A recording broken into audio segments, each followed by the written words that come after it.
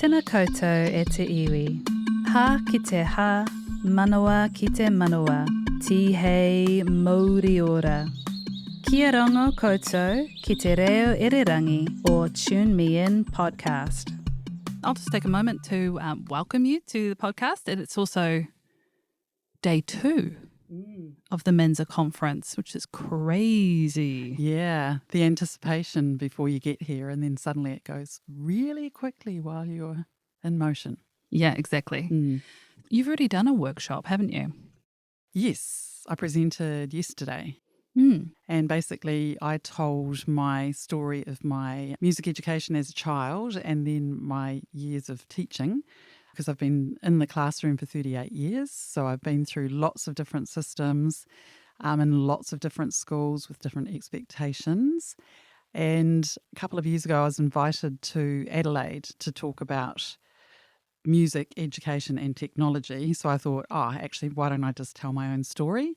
So it was really interesting just going back through the old books and things, because I'm a bit of a magpie, so I collect things. Or if I see resources from 40 years ago on a shelf that no one's ever going to use, I sometimes just take them home because I like to have copies of interesting older pedagogy stuff to look at. So, yeah. Would you say after 38 years that things are coming around, that it's like a cycle, things go in and out of fashion, you're doing the same things you did 20 years ago and now they're calling it new? I think what's really interesting is my mum-in-law was a visual arts advisor, and she was trained in this particularly magic stage of arts education in New Zealand. So people like Clarence Beebe and Gordon Tovey and Alwyn Richardson had these incredibly rich, vibrant programs where they actually brought the arts together. But they'd do things like they'd go and observe plants or animals, and then they'd bring them back and they'd draw them and they'd describe them and they'd sing them and they'd paint them and they'd dance them. And this was just this amazing, beautiful golden era of arts education. So we've had lots of conversations about that, and she died last year and gave me all of her beautiful books from that period of time. So I've always been quite interested in what was happening. I feel like we've had a richness in the last maybe 10 to 15 years, but I am a little bit concerned about where we're going next. Just very unsure of the decisions that might be made for curriculum and for the arts in particular, because personally, I don't believe this, but to the current government, we are the bottom rung of the ladder in terms of the education and subjects and stuff. So, is a part of that the fact they're doing it all behind closed doors and the lack of consultation? very much.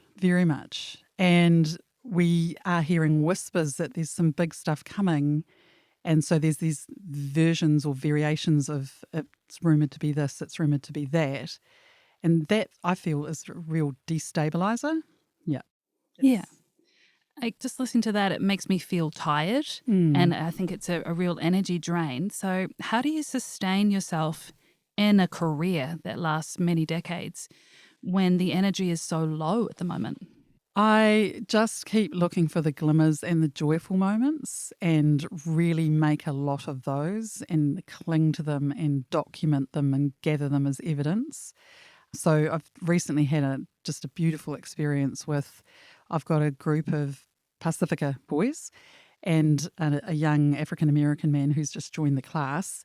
When he walked in, the boys just went, "Hey, yeah, come and sit with us." And that was really lovely.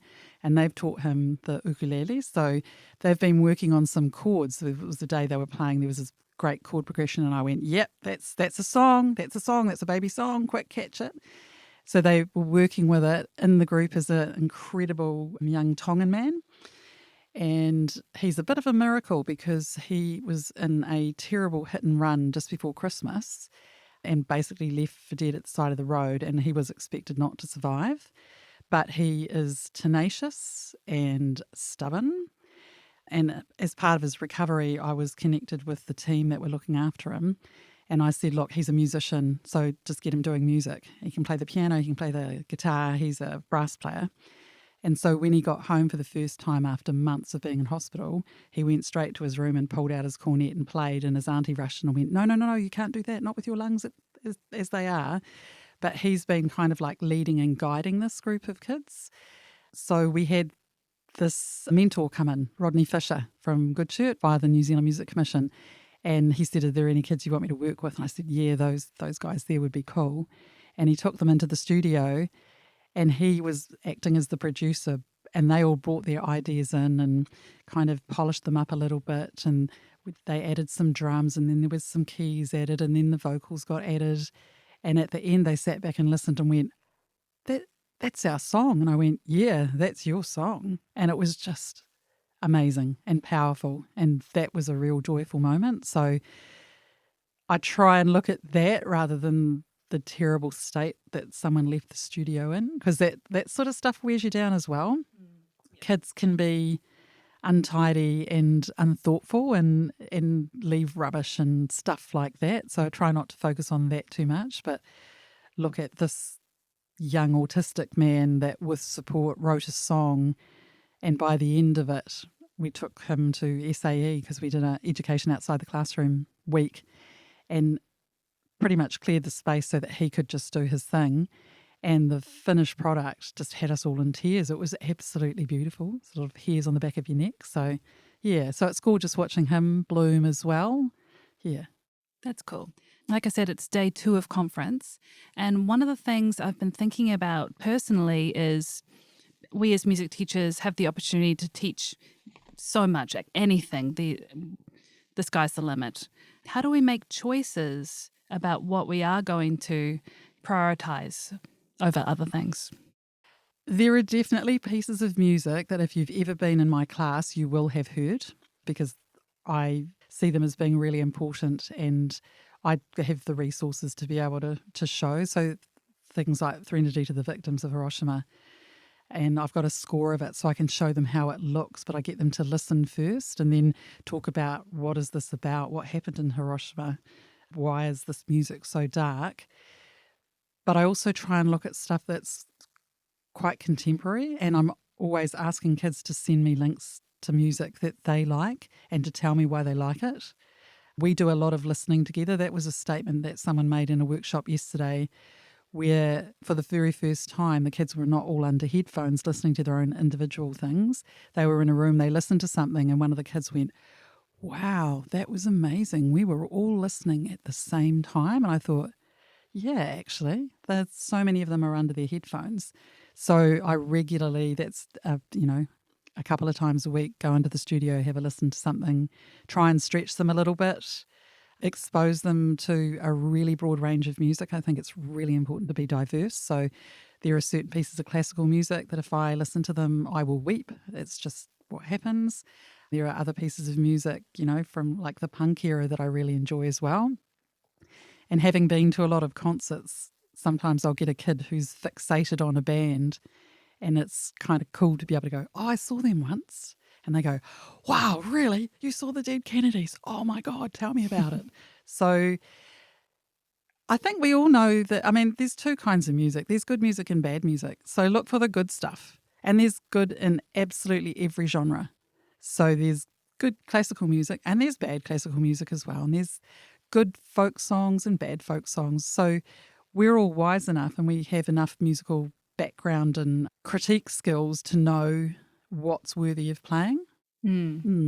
Like just listening to that, it made me think that the choices are reflective of the teacher.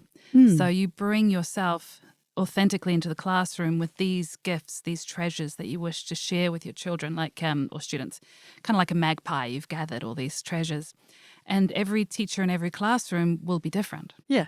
And that should be something that's great, that we encourage. Exactly. And I am a fan of local curriculum. I think it's important to leverage the opportunities of a place and of a people in a place. Contextualize. I'm a big fan of situational learning. Mm-hmm.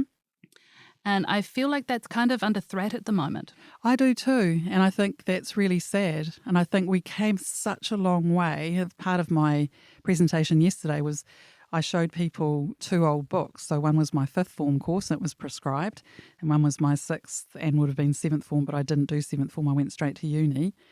And it's like, what do you see? All of this music is by men.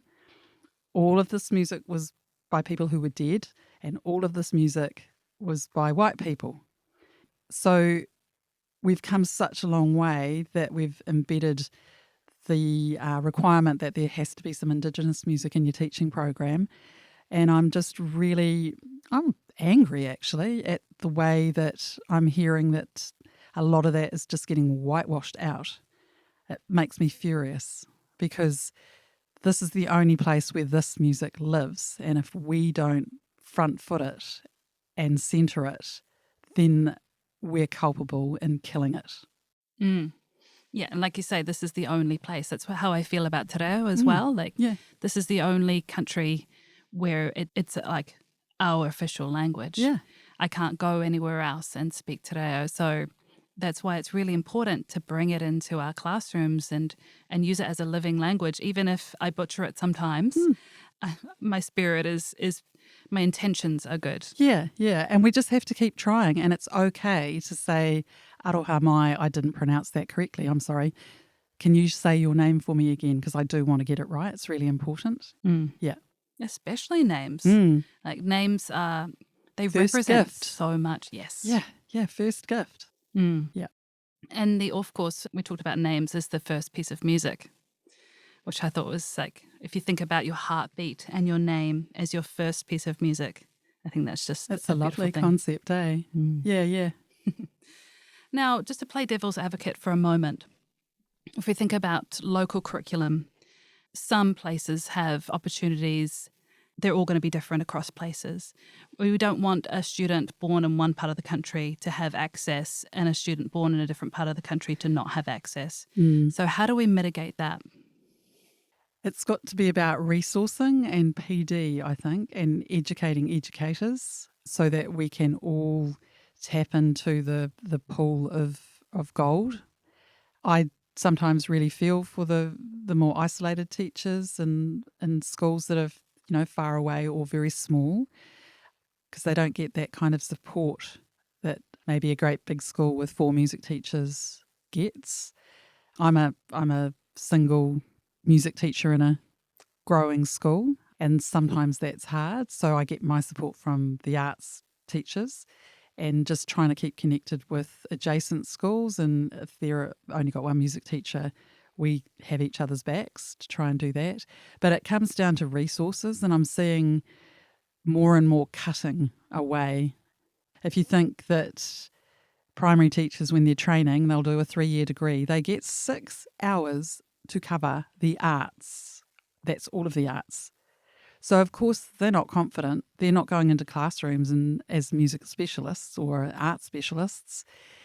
And learning media used to make resources that supported just the general teacher to be able to do some singing on an afternoon or, strum a guitar along with a backing track. But that kind of went, 15 years ago, and I don't think many schools know where those resources are anymore. So it's like we're not being given what we need. It's almost like we're being set up to fail, and that really sucks. Yeah, like I suppose generations gone by, to be a primary school teacher, you would have needed to know how to play the piano. That was one of the requirements for becoming a primary school teacher.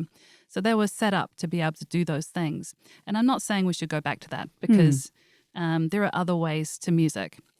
But from my own experience, I did a Bachelor of Education teaching early childhood. And we did a paper we did a paper in music, paper visual arts, paper drama.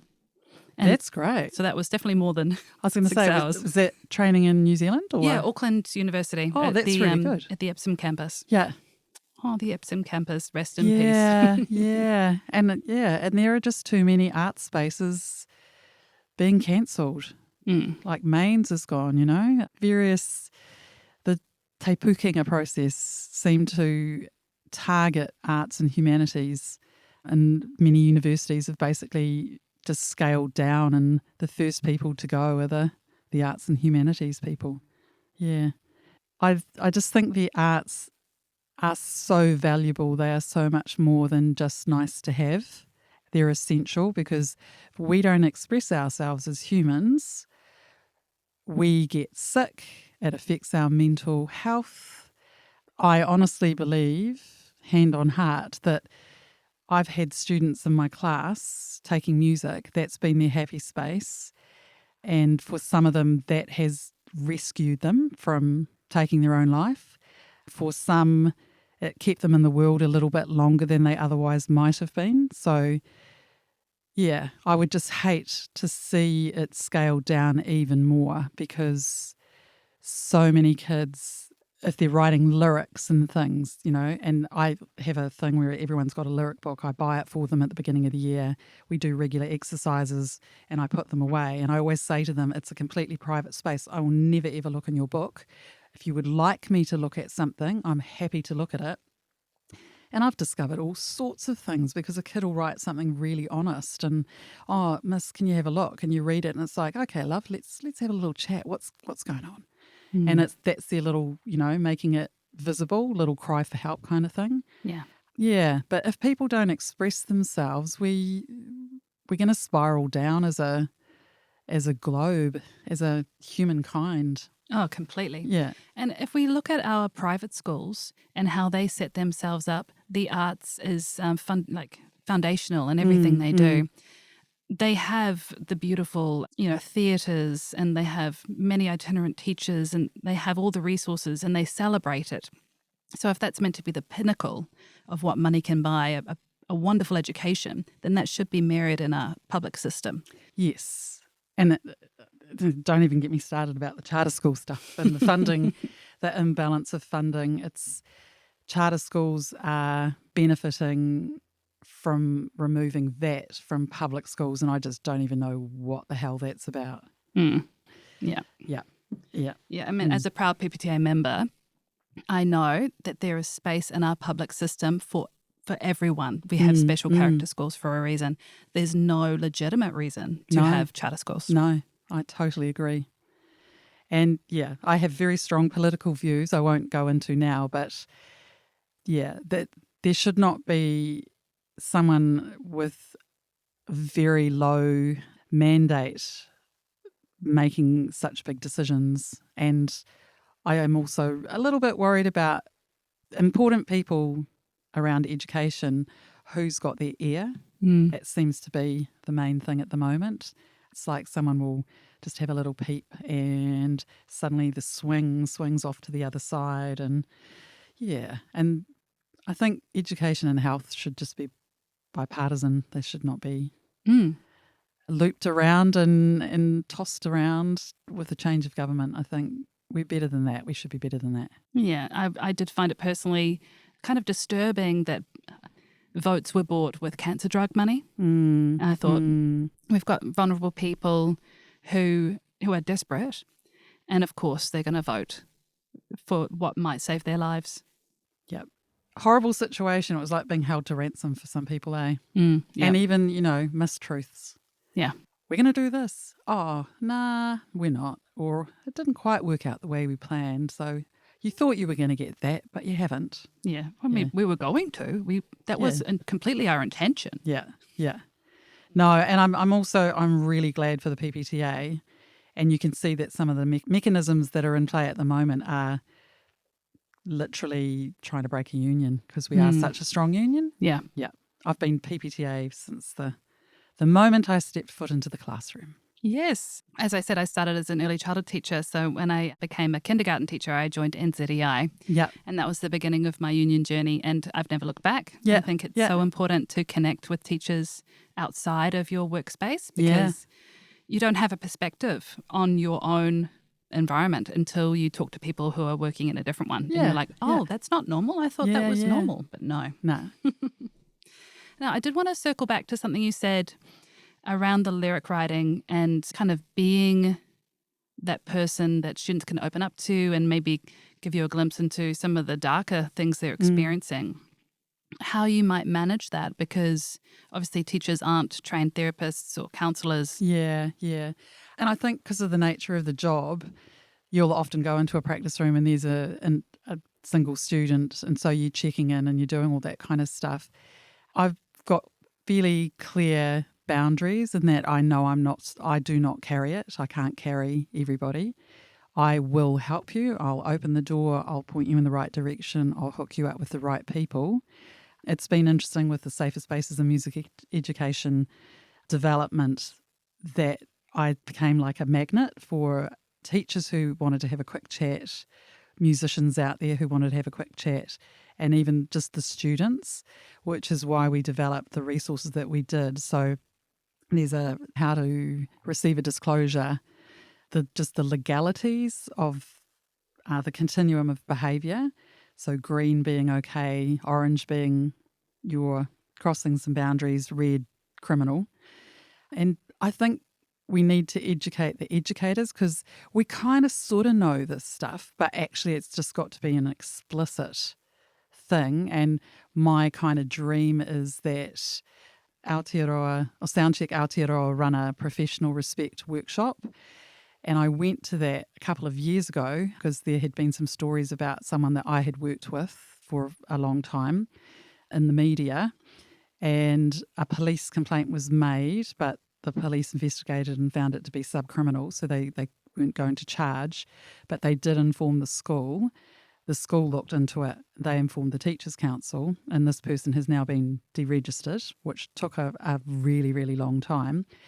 And it was the anger from going, what the hell did you do, that kind of got me to the professional respect workshop. And I walked in feeling a bit heavy because it's like, this is actually could be quite a heavy day. But I walked out going, this is actually how we fix it, because I learned so much and it was all made so clear and the boundaries were really clear and visible. And then the what you do, how you respond, what legislation is in play. And I would love, so we've been running Safer Spaces and Music Education workshops. So it's the same facilitators as Soundcheck Aotearoa, and they're brilliant. And so they've run, I think we've done about 6 workshops over the last 2.5 years. And a lot of people are just incredibly happy that they've done the workshop. And ultimately, I'd love it to be something that every teacher has to do. You have to do this workshop. I have to do a first aid certificate once every 2 years. We all have to do this Safer Spaces workshops every 2 years. So we've got our ticket, if you know what I mean, because there shouldn't be anybody that has not done that in any classroom anywhere. So, like, for those of us who don't really know what you're talking about, can you just give me an overview, please? Basically, Safer Spaces and Music Education was, I put out a call to music educators in a variety of different spaces and said, can we all meet? It was during COVID time, so it was all Zoomed. Can we meet and talk and work out what we think is important? So we had tertiary people, early childhood people, private studio teachers, itinerant teachers, classroom teachers, primary, intermediate, secondary, people who are working as mentors for the New Zealand Music Commission. We managed to get a capability grant from the New Zealand Music Commission, and we spent literally hundreds of hours, particularly with Mel and Rachel, who are the absolute experts, and we devised all of these resources, and then we used the money to run some of the workshops, but also to get posters and get the graphic design done, because I wanted it to have a very strong visual impact as well.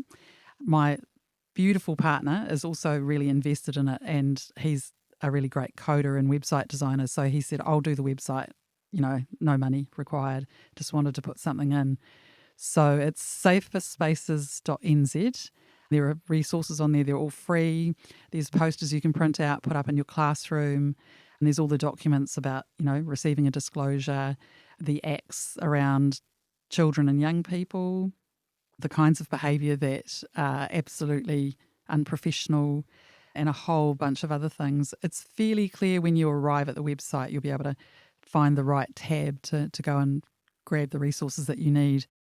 I had a fairly quiet year last year around that, just because I had a very bumpy year personally.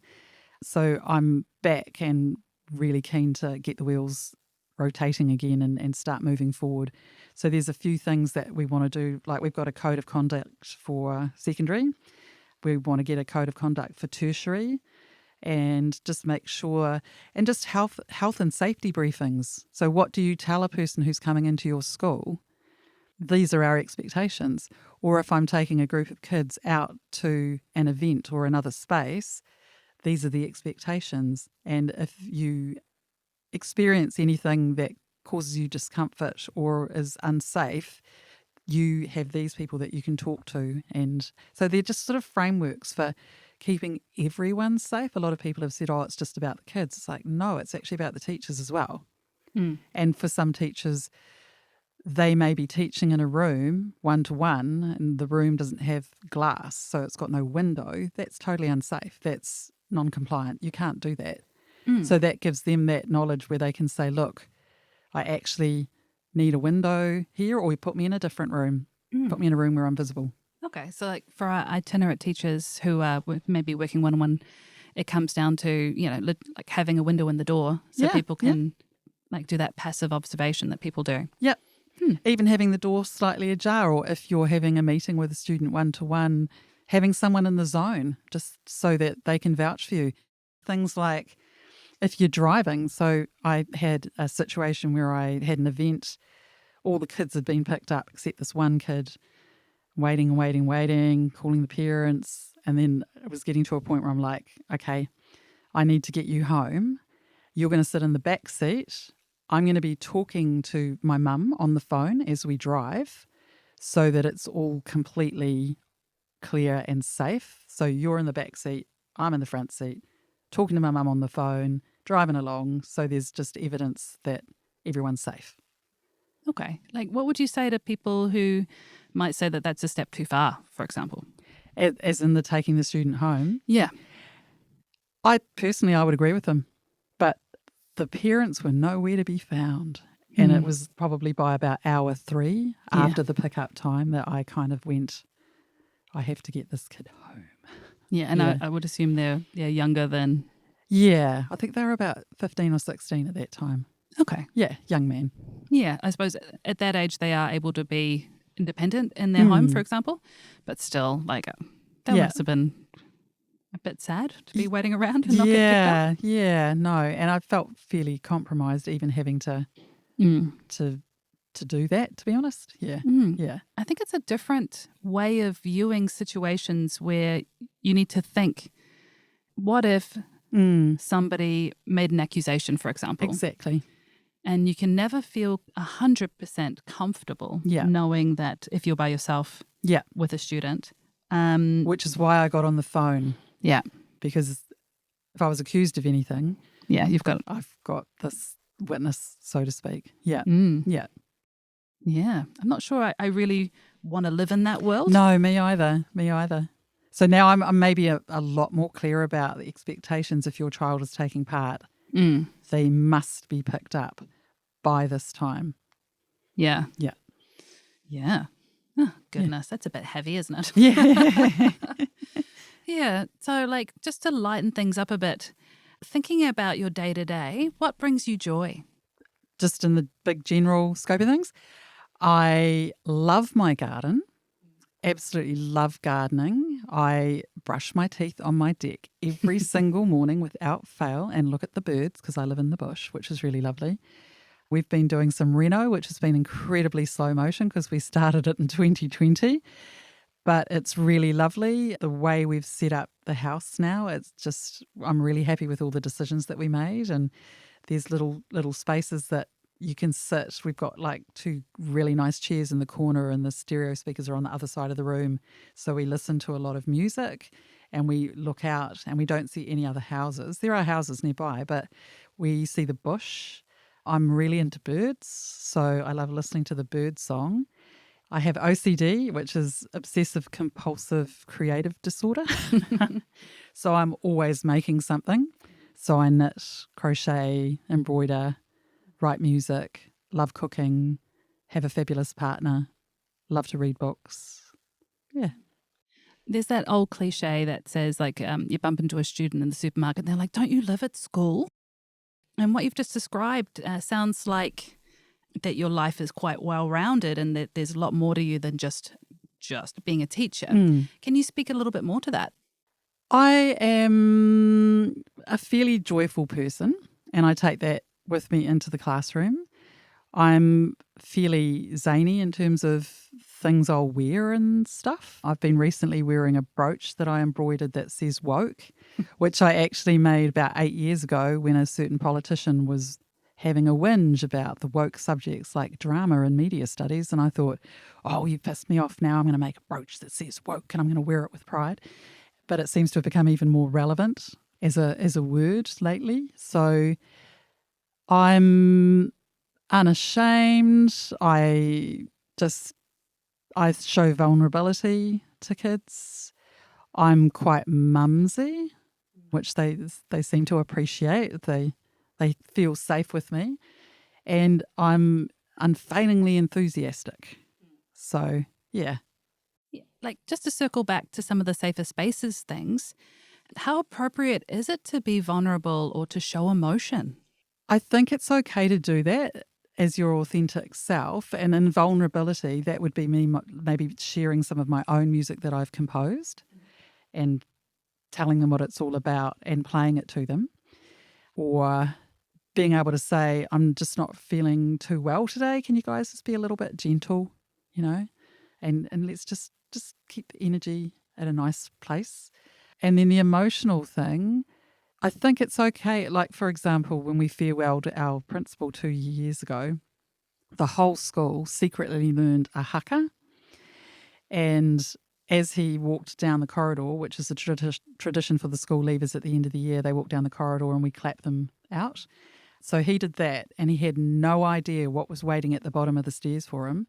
And so he got there, and we launched into this haka, and I just tears streamed down my face because it was so incredibly moving. And I don't try and hide that. I don't shut it off. Another kind of thing for me is in year 11, I studied the finale from the Firebird Suite by Stravinsky, and I absolutely adore that piece of music. So there have been a couple of times in the last, couple of decades where I've taken students to an APO concert and they're performing that. And I just pre-warn them and say, when they start this in the first couple of notes, I will cry. It's just what happens and it's perfectly okay. And so I'll sit there and, of course, yep, phew, there it goes. And then there was one concert where all the kids, the music started and they all sort of turned around and looked because it's, she's telling the truth there. Yeah. Like, personally, I think that's healthy to show students that there's permission in emotions because we don't actually get to choose which emotions we feel. One of the mantras I have is feelings come and feelings go. Yeah. And sometimes when we try and control them, that's when we get caught up with them. Yeah. Yes, but some of the emotions aren't quite so permissible, like thinking about anger, for example. And we're all real people who have, and we don't get to choose emotions. How do you manage feeling frustration or anger in the classroom? I've got the patience of a saint, which just seems to be a natural attribute that I've inherited from my mum. I just try and breathe through it because I know that an unregulated adult is never going to be able to regulate or help self-regulate a young person. And if they go high, I just try and keep going lower and lower and lower and just try and keep it really, really calm. There's not been too many moments where I've really felt, so moving from that your adult space into that child space because a kid has done something or doing something that really triggers you. So there haven't been too many moments like that, but when they happen, you just actually have to walk away and give it space. Yeah. And take yourself to a room, breathe, then come back. There's new teachers coming into the profession all the time, and they're really vulnerable during those first 2 years. That's when most teachers realize, oh, this is what this is, and they either choose it or they choose something else. Now, one thing I've noticed, and I've been that teacher, is crying. Like I have cried in the classroom. I've walked out of classrooms and cried, and I've seen teachers do that. Like I can, and go off and give them a hug and try and be there for them when they have those rough moments. But is that something you've noticed as well? Yeah, actually, it seems to be just a natural way to express the frustration that they're experiencing. And I understand that. There's been a few moments where I've had to leave a space because I'm, really, really emotional. I remember there was a community choir that I started working with in my 30s, and we were having a rehearsal one night and it really wasn't going well. And one of the basses just straight up said something and it really smacked me in the heart. And I just said, look, I'm really sorry, but I just need to go outside for a little bit. And I went out, took a couple minutes, and then came back in and, right, we're gonna keep going, and this is the goal. And someone commented at the end of the evening, that was really amazing how you were obviously just completely taken down, but you went out and then you came back in your full power again. And I thought, oh, that was a really cool thing for you to tell me. Yeah. Yeah, that was a really good thing. Yeah, I've mentored a lot of young teachers, and I've found that I've got a lot of friends who've gone on to become principals, and they'll often have a music teacher that needs a bit of support, and so they'll tap into me just for a bit of advice, or, can you just have a conversation?